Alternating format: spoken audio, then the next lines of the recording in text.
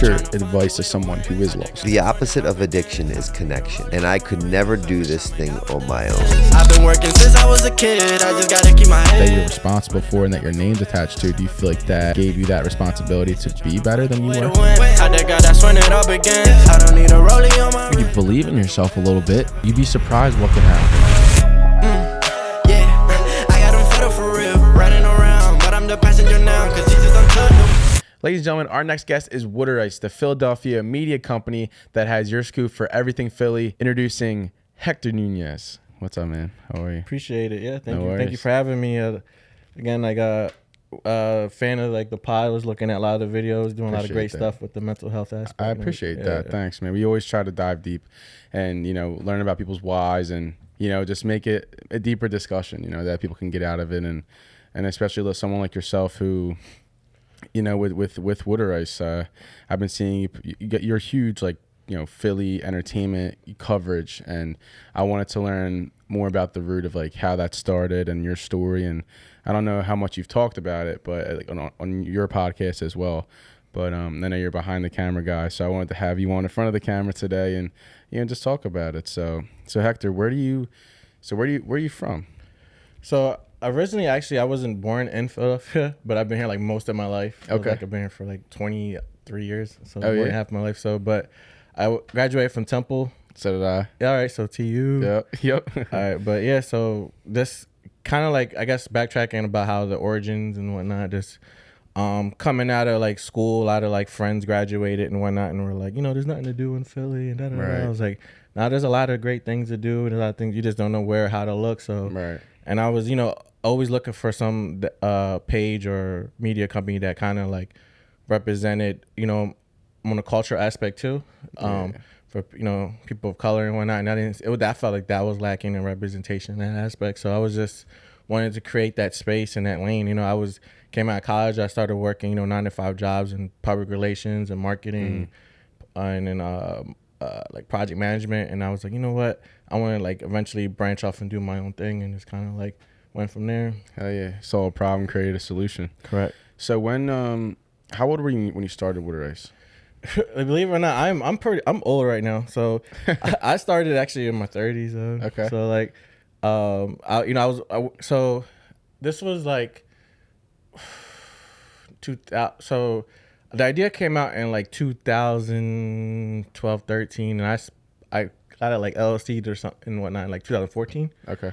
And then I was working 9 to 5 jobs, and at the time, social media wasn't what now. Like right now, you could just scroll through and just see like all these people like start your business now and get my course and 6 figures and everything's LLC, like selling you something. Yeah, CEO, everybody's CEO. Like that didn't exist. So like starting a new company, people are like, you crazy? That's wild. Like what do you mean? Like get your steady check. I just knew I wanted to branch out and do something else. So I started.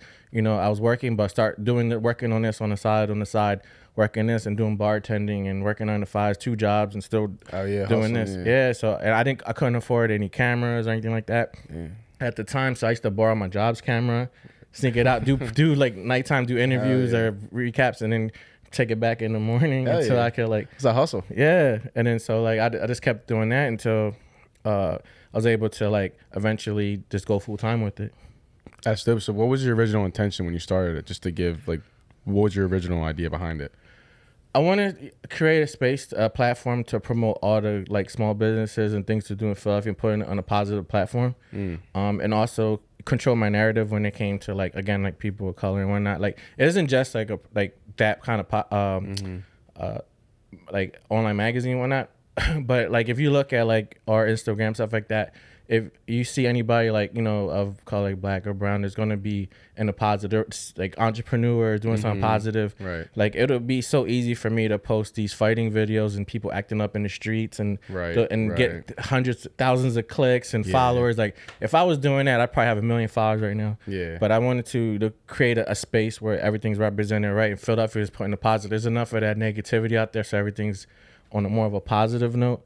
So I wanted to create that space. Like there's enough bad publicity, and I wanted to show that Philadelphia is a beautiful city with a lot of beautiful people, and the commodity is its people, and I wanted to promote that. That's awesome, and that's been like, it's really taken off, and it's done very well, and you can tell that the intention comes off well with that, because I see you're promoting everything from small businesses to new events or new ideas, and I think the community really gathers around it because your engagement isn't great.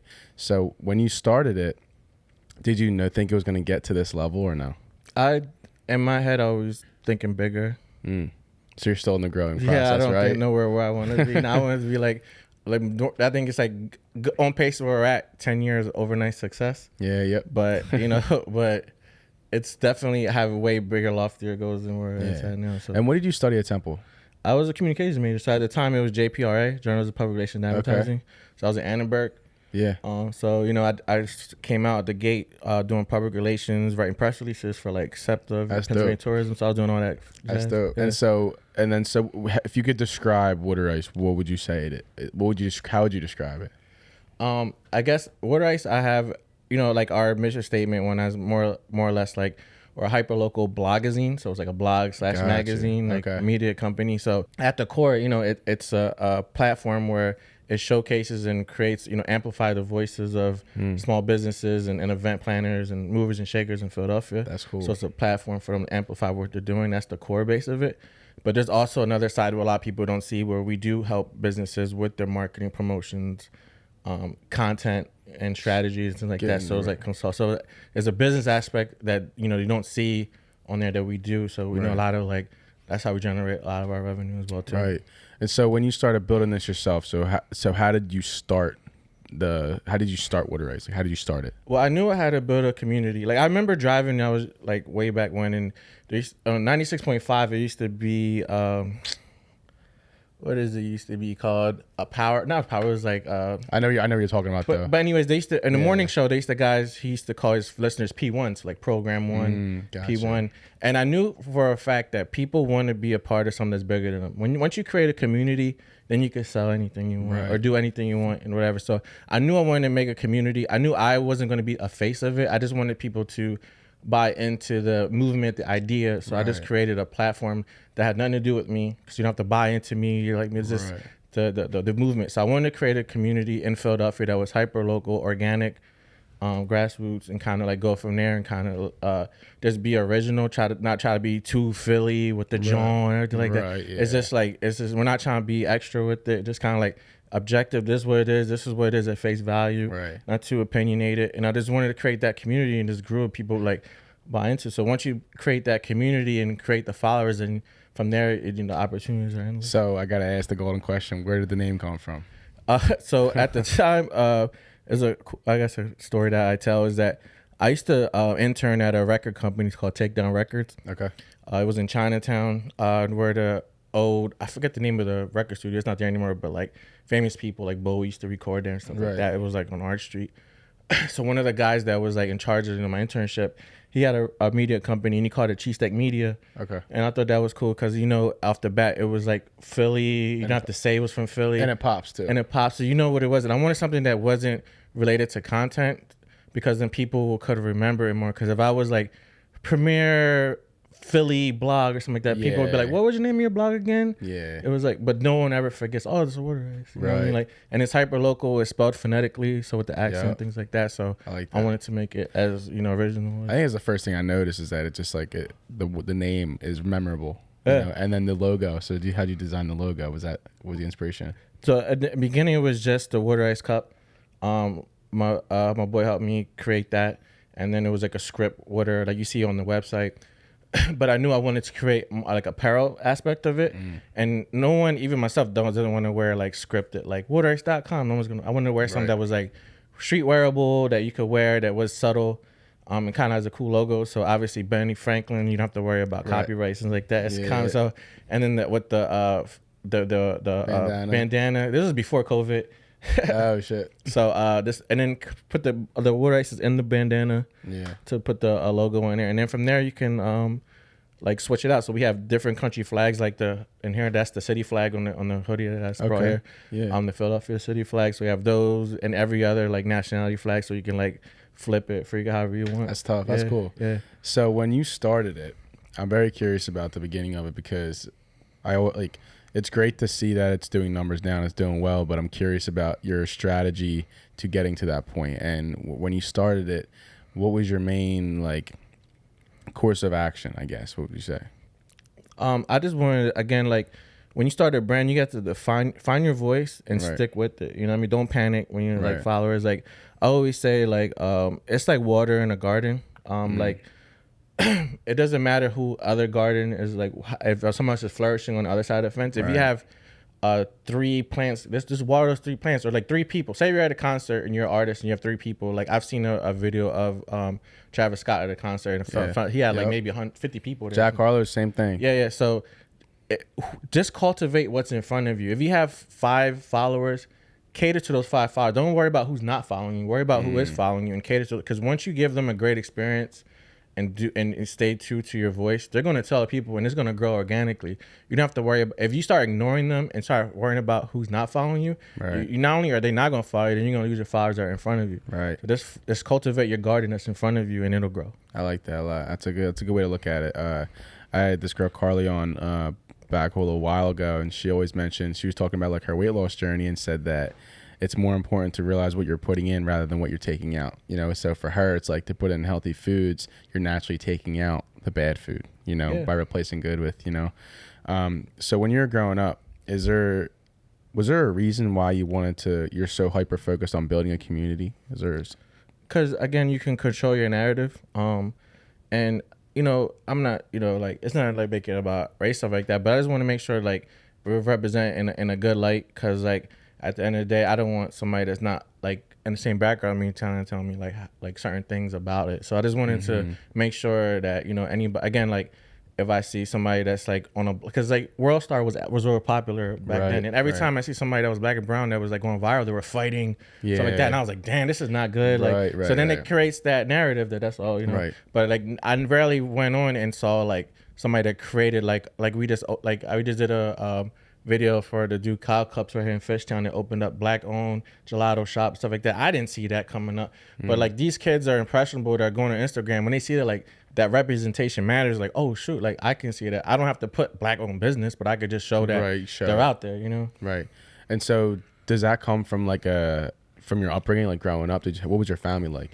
I mean, it wasn't so much, like, my family. It's just certain things as you grow up, you realize in the world, you know, like obviously, like, I come in an era, like, my family isn't like tech savvy. Again, social media wasn't out, so these things weren't even like a thought, you know what I mean? But as you see social media growing and opportunities and platforms growing and stuff like that, you're like, dang, I gotta really like get hold of that. You gotta find out what you want to do, find your purpose, and kind of just stick to it. Right.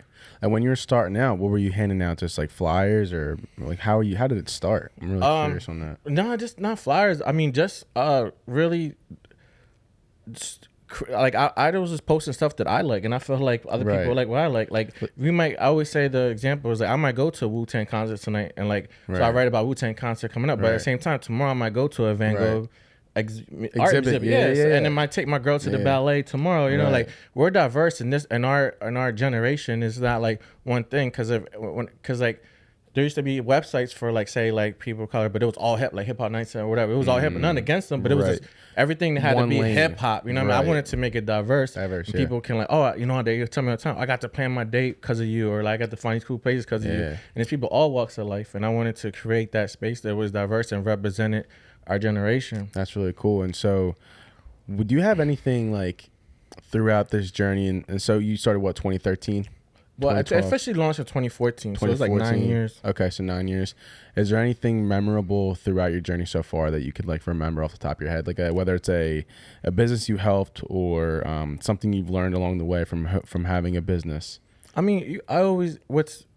mean, from the wholesome aspect of it, I always get, you know, a lot of businesses like, I love what you do for small business. So I always get the thank yous and the emails, and just cultivating relationships over the years. Like, I feel built a lot of strong relationships, and when you talk about building a platform, it's really also about building relationships, you know, because if you want to grow, you want to get in front of other followers too, and people put you in front of other followers. And then like, just like hearing that is definitely fulfilling, and it gives you that extra drive. But there are moments where it was like surreal too, like, you know, like I was talking to him, like doing like video content, you know, I didn't know anything about video at all. I had to teach me, I had to go on YouTube, learn about, you know, like how to use a camera, Right. how to edit. I didn't know any. So I did like YouTube University, and then this is the beginning. And then like several years later, I'm doing projects for Motown. I'm doing like signed to Rock Nation. I was on tour with Beyonce and Jay-Z. That's cool. Doing videos and things like that. That's it was just awesome. like you said back, like damn, how far. Just applying yourself. You never know what doors open. And Right.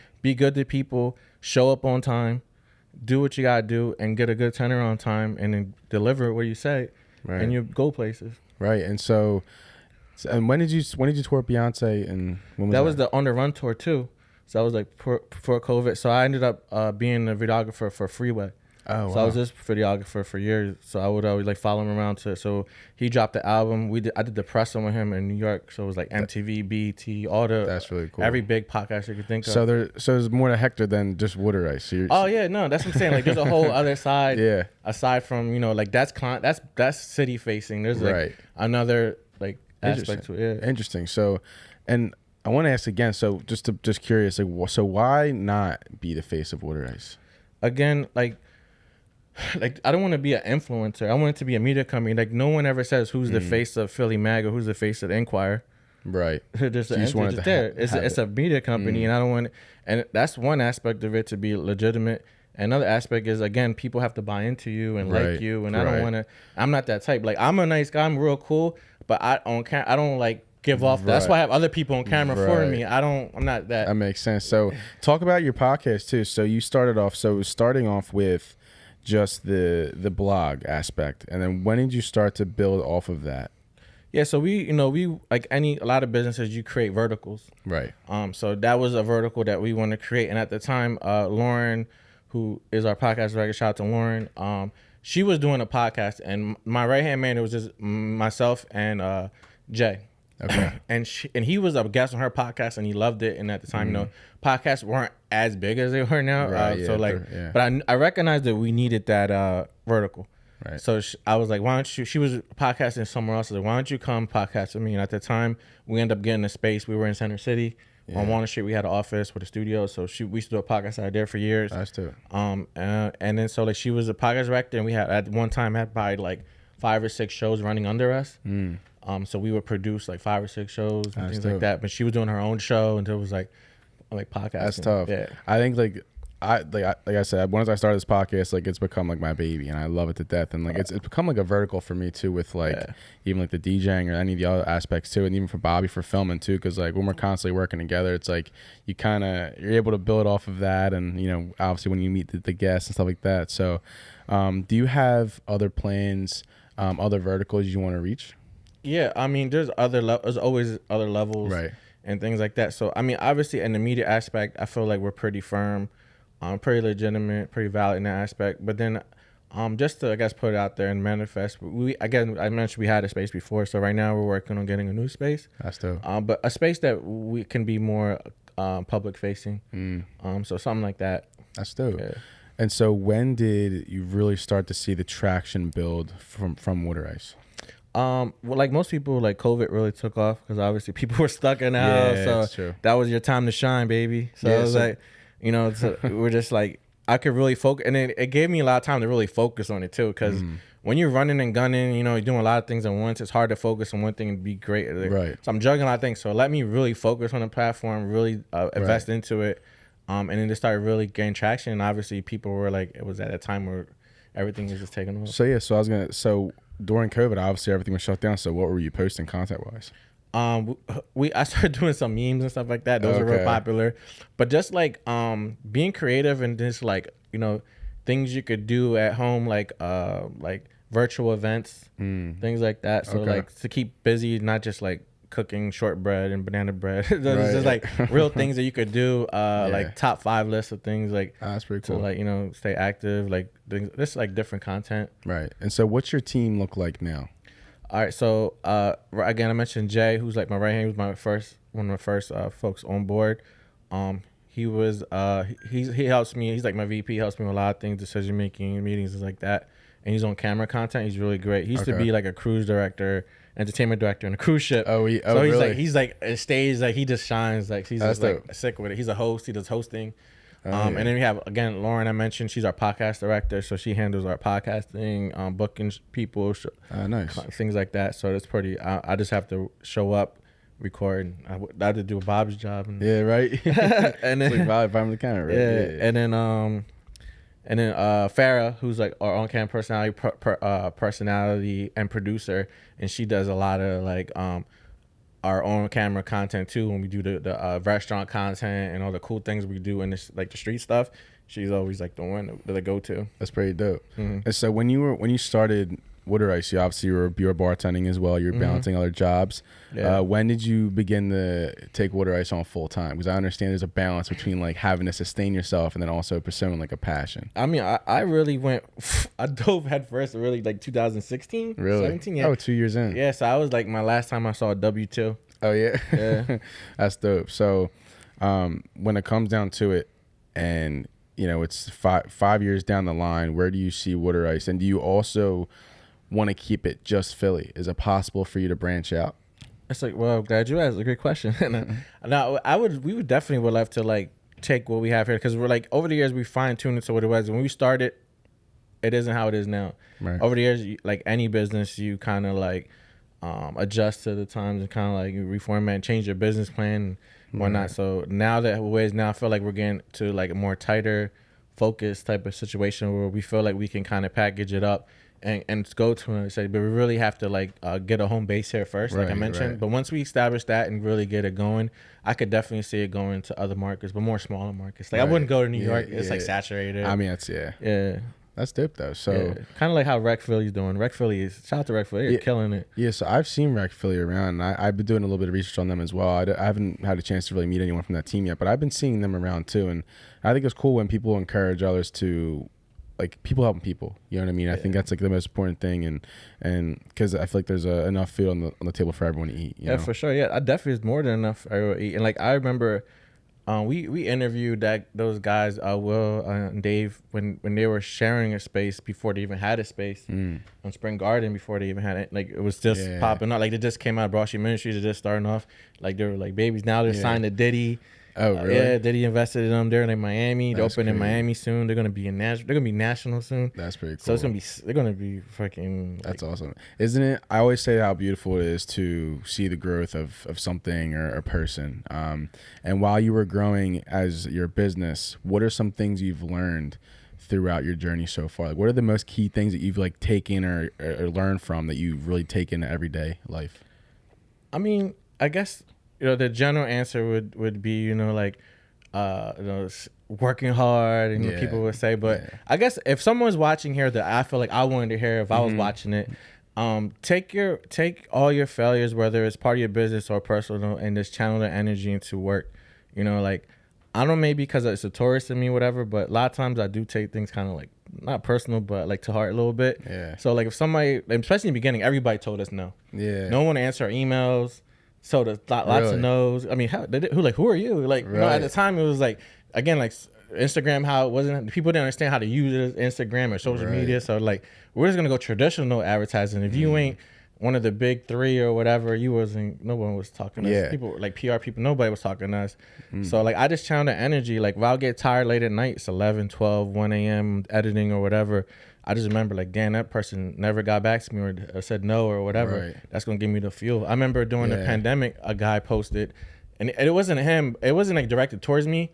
He just kind of like posted on his Instagram story, like, these are if you're in Philadelphia, these are the places to go, businesses to follow and whatever. And he didn't list me. And I was like, so I screenshotted it and I kept it.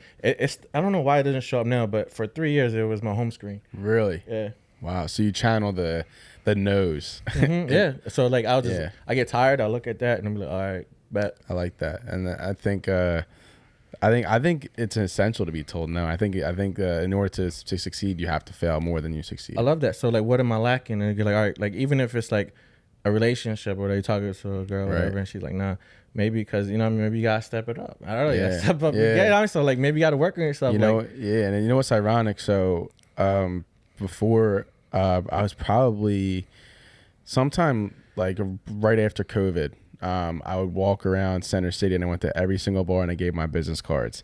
and all of them told me no. Like they're like, you need to get this up, you need to get better at this or whatever. Like, and they're like, oh, you need to get your followers up, whatever. And like, and now I'm getting booked at these places. That's how it always is. Like the other people that said no, now they're writing me invoices. Yeah, it's just crazy. And I think that just comes from like having that push from being told no. That's why I always say it's essential to be told no to succeed, because it does make you realize, it makes you think like, oh, do I really want this, or is this something I actually want to do? And then when you find that, you get that motivation, you start pushing, and then the consistency and the learning and everything like that. I think that it's ultimately what pushes you to being successful. Yeah, I mean, you need that extra push. So again, if anybody's like listening out there and they're starting a business or what have you, like, and there's going to be a lot of no's, a lot of doors shut, stuff like that. Don't get mad. Don't get upset. Don't like punch walls, stuff like that. Just like take the energy and fuel yourself to like work harder. You know? Yeah. And where do you think that desire to like build something, like where's that inner entrepreneur come from? Does that come from your like a childhood or anything like that, or what do you think that came from? I think it just gotta be in you. It's like, I don't think I guess you can develop, because like also like right now, like I mentioned before, there's a lot of like business gurus, Instagram, like start your business and do this, whatever. And they're putting people in bad positions, because not everybody's meant to be entrepreneurs. It's like, it's not like how you just like see on Instagram somebody's driving a Ferrari and they're doing crazy crypto things like that. It's not like that at all, dude. Like when I first started, I was struggling, dude. Like I messed up my credit. I was following bills, because like I didn't understand, because I was going from like getting check to check, knowing what you're gonna make, and I didn't understand the invoice situation. Not everybody pays their invoice on time. Right. You might have like $10,000 in invoices out there, but it doesn't mean you have $10,000 in your pocket. Exactly. You know what I mean? So it's like, you know, it could get hectic real quick. You know, so you got to make sure that you know that you're like kind of built for that, mentally prepared. Like, again, a lot of rejection, a lot of only nice people, and then people get mad. The first thing is funny. The first thing. Now that I see when people start businesses, because everybody wants to be a CEO. Yeah. The first thing you see is always the same timeline. They'll start a business and they'll launch it, and everybody's like, oh, everybody's on board. They're getting their followers. And then like 1 month later, they'll start posting like, damn, I can't believe no one's supporting me. Yeah. No one's buying my stuff. I thought you were my friends and my family. It never fails. Like, you got to understand, like, your friends and family are not your target audience. They're not. Don't expect them to. I always believe, because I'm on episode 90 right now, and I have people telling me that I wouldn't go past 10, and I always say that 20 is the benchmark, because 20 is when you build that habit of editing every single week and learning your thumbnails and learning the clips and learning everything like that, because after 20 is like when you know whether or not you really want to do it. You know what I mean? I mean, you'll find out quick if you don't want to do it, but after that initial kind of like honeymoon phase away, exactly, then you see like how it really is. It's like, and then so like you'll end up knowing that the people that you don't know, the strangers, are the ones that are going to make you rich. Absolutely. And so like when you had everyone goes through the creative lull. It's the after the initial drop or the initial whatever, and when it dies down. Did you ever have that moment in this process where you were like, oh, like this might not be it, or I should stop? All the time. That's where that mental toughness comes in, because you know you always question like, maybe I should get a job, because you see your friends start, you know, like doing like you're broke as shit or whatever at one point, maybe starting off, and your friends or whatever, you just kind of like, it takes a while to turn, like get it going, turn profit, things like that. So you always question yourself. I mean, it's like running a marathon. Like, you want to quit all the time. Like David Goggins is saying, like, stop the inner bitch in you. Like, you gotta like dig deep, man. Like that's what I'm saying. It's not fair. That's why like a lot of people, they start failing. Like, that's why I said it's gotta be in you. You know, like if you can overcome that mental toughness and kind of like get over that hump, then you'll find a lot easier to deal with. But like, and that initial like reality checks when they start coming in, it's tough. And I think that. And I always say it's like this. It's always like up and down. Facts. And so like it's something I've been learning myself is that the journey partially is the reward, because it's like who you come out on top as. You know what I mean? Like, you look at yourself every single year and you think of the growth of, you know, who you were then and then who you are now and everything you've learned in between. So I know you mentioned David Goggins, but is there anything? And do you read? Is there any podcasts you listen to, or any inspiration or role models you have that help you get to where you're at? I'm gonna be honest, not really. No. I mean, there's people that are doing it. That I'm like, damn, this is how I like to, like, this is like how I model, like, I'm doing there's a couple, like one guy, Jimmy Garecki, who's from like around the area. He was a skateboarder out here, and then now he's like does standard issue clothing out in LA, and like Bron's wearing his stuff and things like that. He's like he used to be signed to Pharrell skate team, things like that. Okay. Like this the way he does his stuff is like how I kind of model myself, and also I said before, this dude Greg Una out in New York. He does he was like a jewelry maker, but the way he started his marketing like grassroots and it's just it blows my mind. Like if somebody he needs to teach a school, somebody needs to study this guy. He doesn't get enough credit. And I shout him out in another podcast too, but he's just like when I'd be like, dang, everything he does, I'm like, yeah. And that's a good way to look at it too. And like not everyone needs a specific person or role model, but like I think for me, like something like myself, like I like to take bits and pieces of what everyone does and see how I can implement it into my life. Like I look at everything as a learning lesson or a way to get better instead of being like, oh, they're doing this and where I'm only doing this. Where it's like, no, how can I get to that point? You know, how can I build myself up? Yeah, I mean, no, like you said before, you alluded to the fact there's enough food for everybody to eat and things like that. It's just, it's a matter of fact of getting to the table, and kind of like when again, you can look at other things that people are doing, but make it your own, make it original. Right. I mean, but I like to keep my blinders on. I think that what was that Dr. Dre documentary where Jimmy Iovine was like a horse running, you got to put the blinders on. Yeah. Because like when I'm on the gram stuff like that, I don't look. I honestly go, I post what I gotta do. I might interact with one or two posts, but I'm off of it. Right. I don't scroll through my business stuff and kind of like, because I don't want to see what other people are doing, because I don't want to be indirectly influenced of what I want to do next. Yeah, and that's a good way to look at it too, and just like being the trendsetter, the leader, instead of like looking around and seeing like what they're doing and maybe what I mean. Yeah, no. That's a good way to look at it though, because I think if everyone were to just focus on themselves, I think they'd see a lot more progress. You know? Yeah, I mean, you gotta and like. When people are going this way, you gotta go this way. You know what I mean? Like you gotta unplug too a little bit. Like I said before, like Instagram would like not only kill your morale, it would like really like clog your mind. You know what I mean? So like do what you gotta do. Use it as a tool, what it is. Like if you're in business, use it as a business tool, and then log off and work on your business. Don't like sit there and like get like mindless scrolling. Yeah. So what does your day look like usually?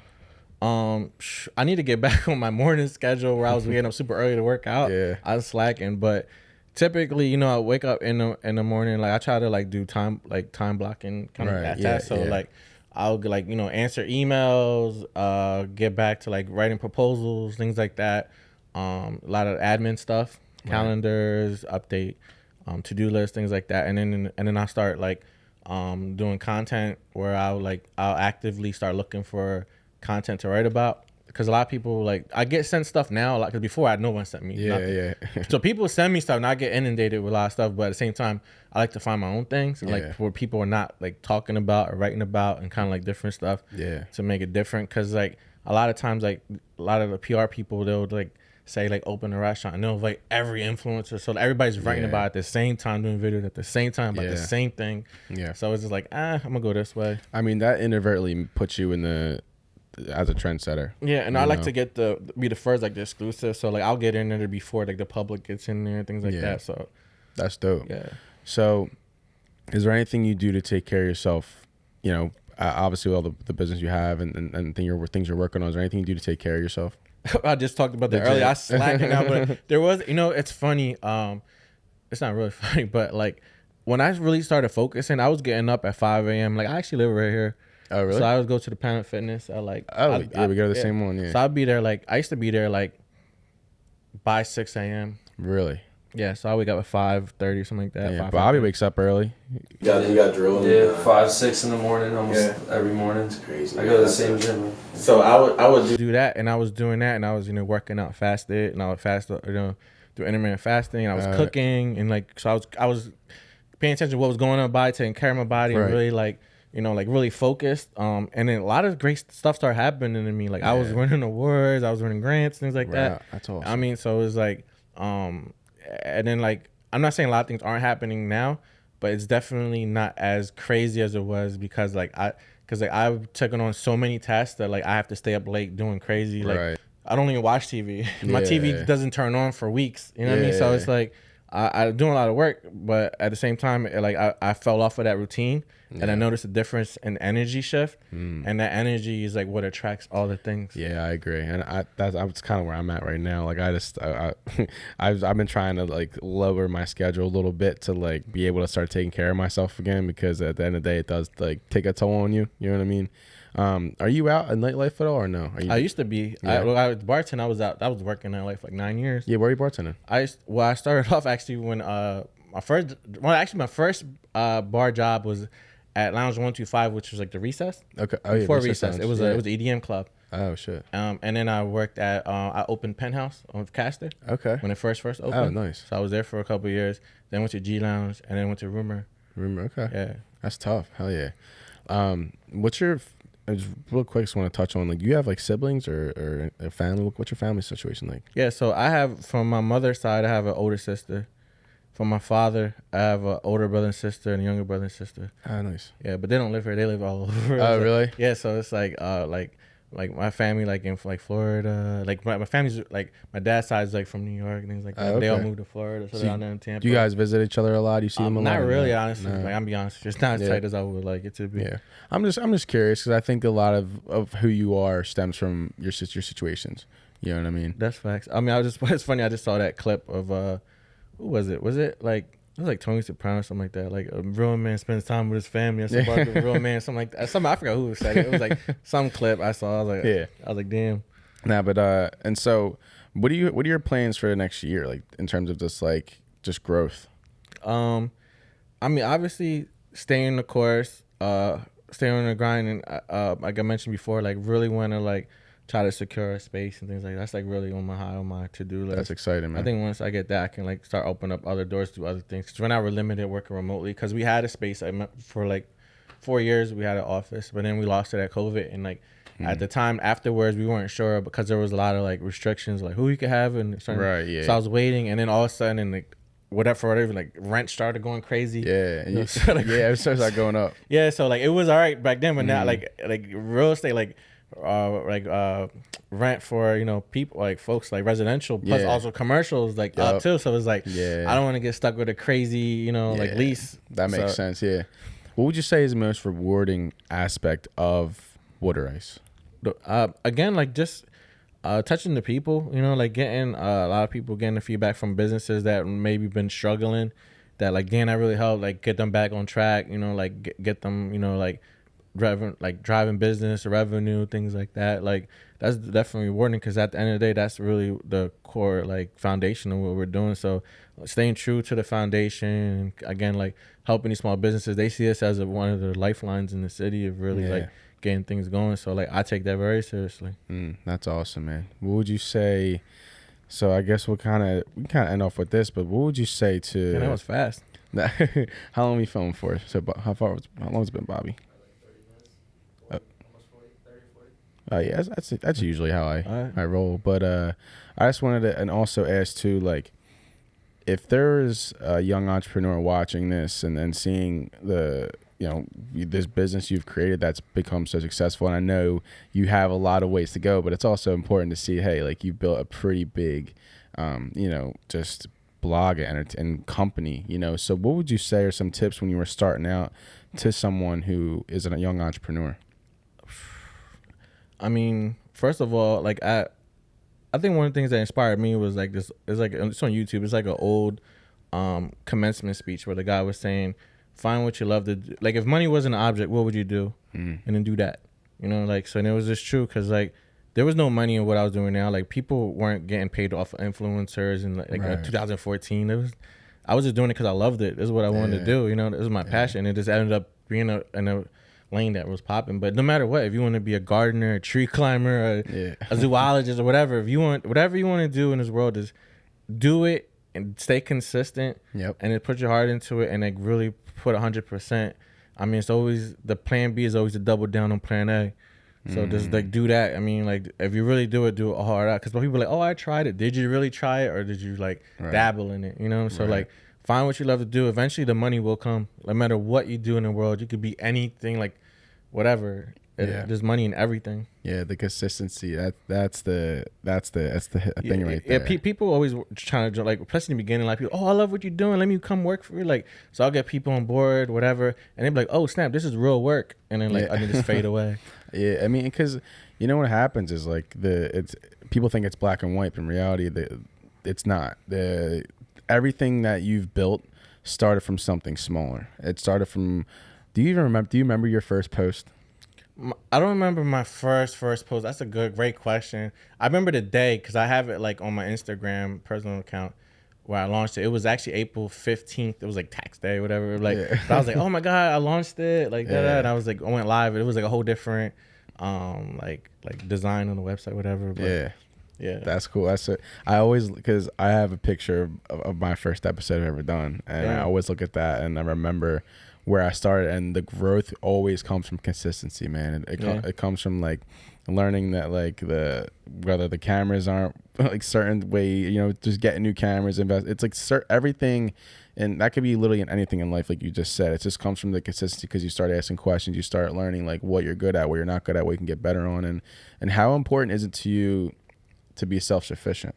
I mean, it's very important. Like everybody sees, obviously you see the posts and the videos, and that's like, you know, a couple of minutes of your time, but there's a lot of hours that go into that. Right. So if anybody's like you said, like watching, like no one's gonna see those grind time hours, like staying up late. They only see the success, but no one ever sees like the tears, the sweat, and all the other stuff that goes into it. Like you lose a lot of relationships, whether it be like girlfriend, boyfriend relationship, or like family or whatever you follow. You're gonna miss birthdays. You're gonna miss the opportunities.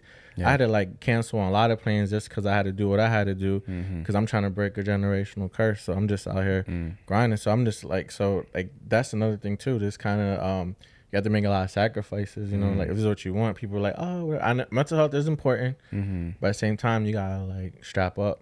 Yeah, and something I've noticed you've constantly hit on is that like that cultural, you know, generational curse, breaking that generational curse, and also breaking the narrative as well. And how important has that been to you throughout this journey? Because I know you promote everything now, but I know you always also have in the back of your mind like breaking that narrative, and you know, what's the goal in terms of that as well? Like, what's your end goal when it comes to breaking the narrative?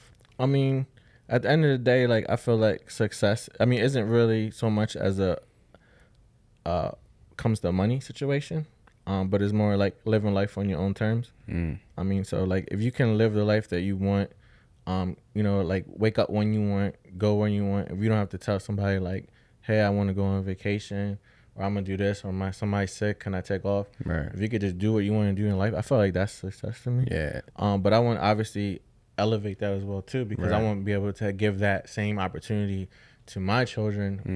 I'm not going to give them on a platter. They have to work for it. Right. But I don't want to have to stress about a lot of stuff that I had stressed about, like paying certain bills and like whatever. Like, do I want to like eat or do I want to keep the lights on? You know what I mean? Like, yeah. So it's like those are like life change. Those are critical situations. I'm not trying to put my kids in and future kids in. So if that's your definition of success, what's your definition of happiness?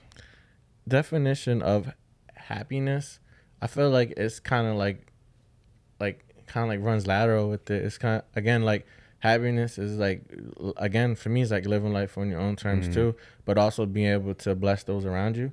So like it's like getting the happiness is in the giving. So giving these opportunities, again, like blessing like these companies when you give them like some shine, some promotion and whatnot, and just seeing them like flourish. That's happiness to me too. That's dope, man. Yeah. That's awesome. So I wanted to thank you for coming on and just for shedding a little bit of light.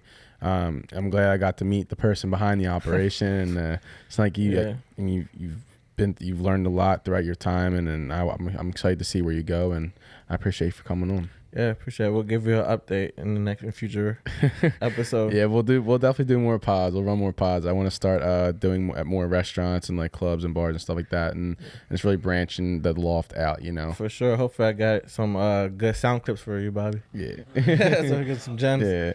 Nah, we'll be good though. But thank you so much for coming on, man. I appreciate it. And ladies and gentlemen, I hope you guys enjoy watching The Loft. I'm KEV Nichols. That's Hector Nunez from Water Ice. Peace, guys. Peace.